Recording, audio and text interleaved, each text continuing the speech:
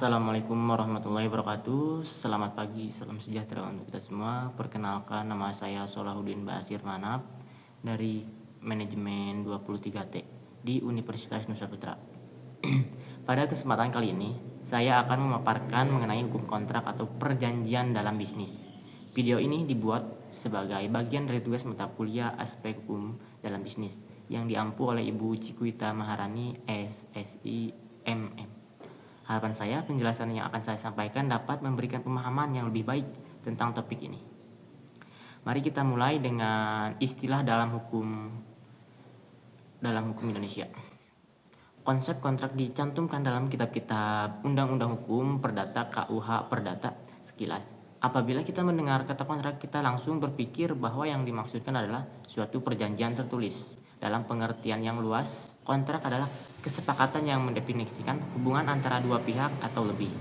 Nah, dalam pasal 1233 KUH Perdata disebutkan bahwa tiap-tiap perikatan dilahirkan dari perjanjian dan undang-undang.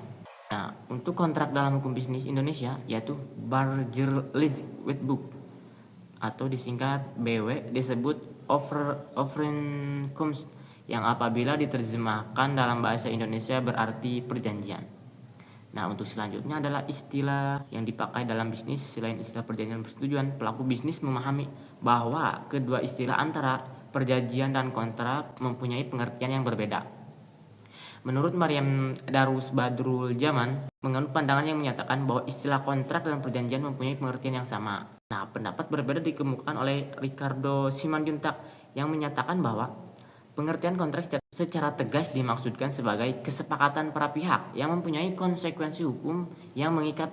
Walaupun istilah kontrak merupakan istilah yang telah lama diserap ke dalam bahasa Indonesia karena secara tegas digunakan dalam KUH Perdata. Nah, pengertian kontrak tidak dimaksudkan seluas dari pengertian perjanjian seperti yang dimaksudkan pengertian dalam pasal 1313 KUH Perdata. Nah, pengertian kontrak lebih dipersamakan dengan pengertian dari perikatan ataupun hukum perikatan yang digambarkan dalam pasal 1233 KUH Perdata.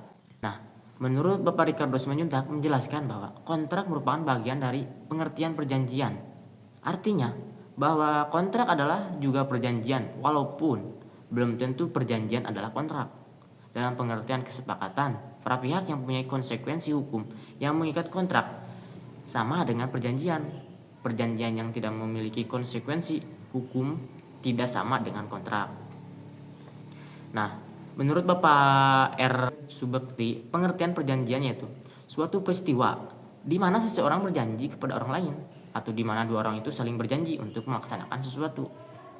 Adapun menurut Bapak Salim HS, perjanjian adalah hubungan hukum antara subjek yang satu dengan subjek yang lain dalam bidang harta kekayaan, di mana subjek hukum yang satu berhak atas prestasi dan begitu juga subjek hukum yang lain berkewajiban untuk melaksanakan prestasinya sesuai dengan yang telah disepakatinya.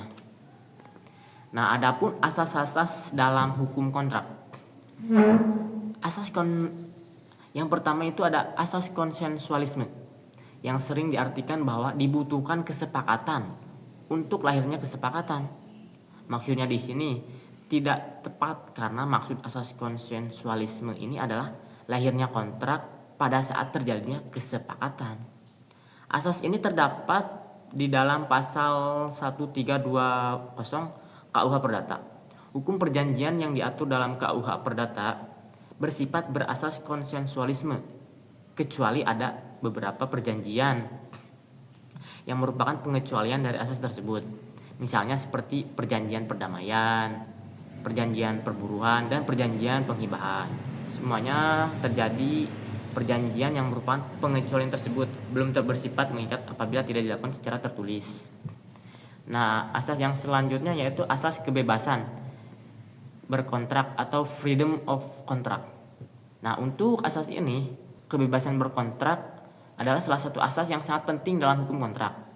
Karena didasarkan pada pasal 1338 yaitu ayat 1 BW bahwa semua perjanjian yang dibuat secara sah berlaku sebagai undang-undang bagi mereka yang membuatnya. Nah, adapun asas yang ketiga yaitu asas mengikatnya kontrak atau Facta sunt servanda, yang artinya setiap orang membuat kontrak, dia terikat untuk memenuhi kontrak. Karena kontrak tersebut mengandung janji-janji yang harus dipenuhi oleh para pihak sebagaimana mengikatnya undang-undang. Hal ini dapat dilihat pada Pasal 1338 ayat 1 yang mencantumkan bahwa semua perjanjian yang dibuat secara sah berlaku sebagai undang-undang bagi mereka yang membuatnya. Adapun asas terakhir yaitu asas i'tikad baik atau withdraw. Menurut pasal 1338 ayat 3 KUH Perdata, suatu kontrak haruslah dilaksanakan dengan i'tikad baik, withdraw bona fide, yang berasal dari rumusan pasal 138 ayat 3 yang mengidentifikasikan bahwa sebenarnya i'tikad baik bukan merupakan syaratnya sah suatu kontrak sebagaimana syaratnya terdapat dalam pasal 1320 KUH Perdata. Nah, mungkin itu saja yang bisa saya sampaikan dari materi tentang hukum kontrak atau perjanjian.